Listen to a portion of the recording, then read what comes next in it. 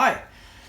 I want to take a little time just to talk about the utility of this tail vise, and then we're going to disassemble it, and then we'll talk about what went into putting it together and building it.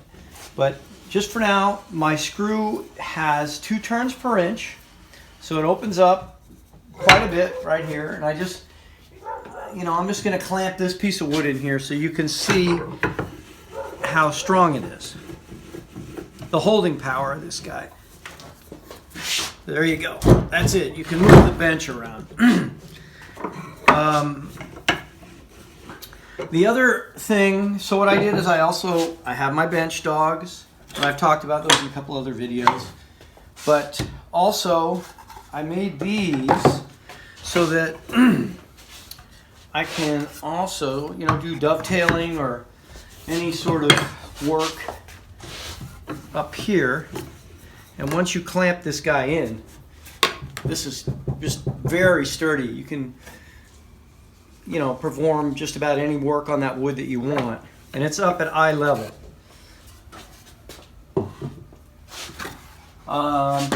Also, so something you might want to consider if you're going to do this, a lot of guys are doing the wagon vices, but having an open vise that allows you to tackle your workpiece from this side, this end, where I'm working in this direction, versus the leg vise puts it sort of sideways against the bench.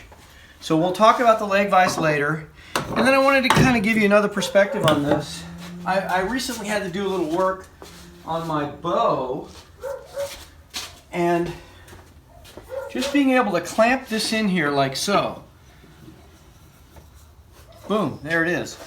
I had to tie a new D-loop. I had to reserve this area, and it just makes it so nice and easy. The utility of this vise is unmatched, and it needs, most guys, if you're going to do a bench, you got to do the vise. So let's get over here. I'm also working on trying to get a bow press made here using this vise as the pressing mechanism. So it's something I'm still kind of working on.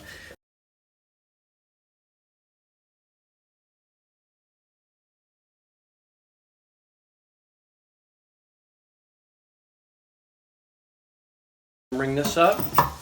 Now I have to take my screw out to get the rest of this out. Let me put these guys back in just so that we keep track of everything. Okay? Screws coming out.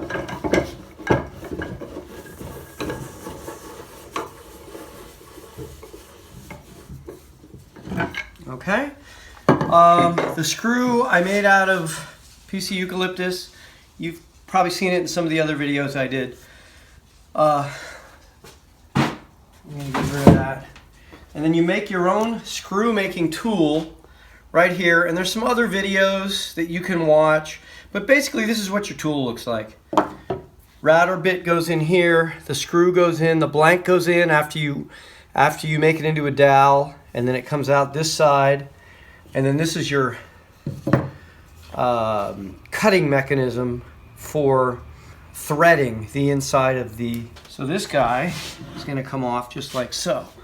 So now let's take a look over here for starters. Come on here. So you got your end cap. Now these guys are through machine bolts. And I can't remember exactly how long they are. Let's take a quick... They're 8-inch long machine bolts. And what I did is I obviously drilled a path for the bolt through, and then I drilled a hole up into my bench top, and then I just straightened out one side with a chisel to receive the nut and the washer. But these should be machine bolts, in my opinion, not lag bolts, because you generate a tremendous amount of force here, and you do not want to be ultimately pushing your end cap off. So these are really sturdy and stable and in place and tied into that bench top. And you can see I threaded this, and this guy goes in, and you can see even my threads are coming a little bit destroyed here. And I'm gonna do another video in a little bit about, I'm gonna make a new screw for the leg vise over there, but we'll tackle that in a different video. You can see how the screw goes in, but more importantly, let's just take a look at this so you guys can get the idea of how this all works. So, get these guys out of here. We'll come back to those. So here is the first part of this. Comes right in here, like so. So it's part of the jaw, the receiving jaw, and it's also part of the guide. So you got one guide here, and that fits here, okay? And you can see two screws that come up, lag bolts that come up through here into your end cap.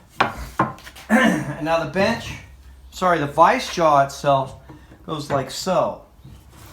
And it slides over this top guide, and then this portion also bolts on to your end cap, and there's your vise. That's the sliding mechanism of the vise, okay? Right, like so. But the screw goes through this hole, right, and it comes into here, and the way the screw is set up,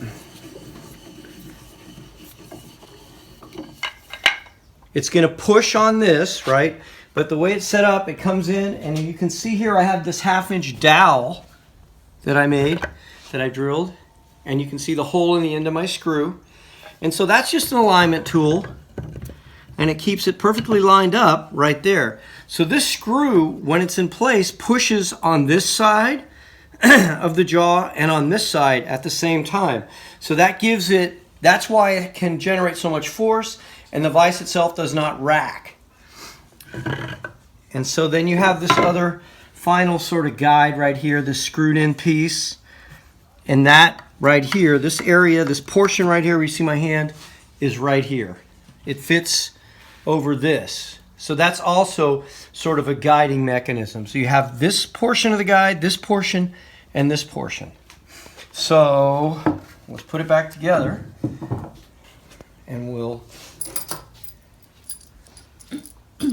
see how it all goes.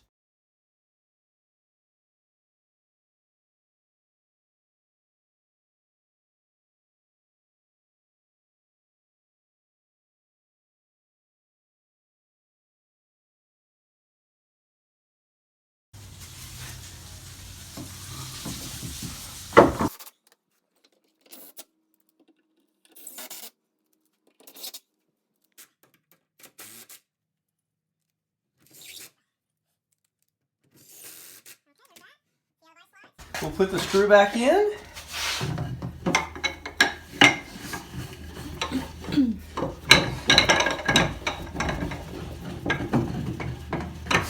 The garter back in. Hold on. There. Oh. And there it is. So that's basically the anatomy of a tail vise.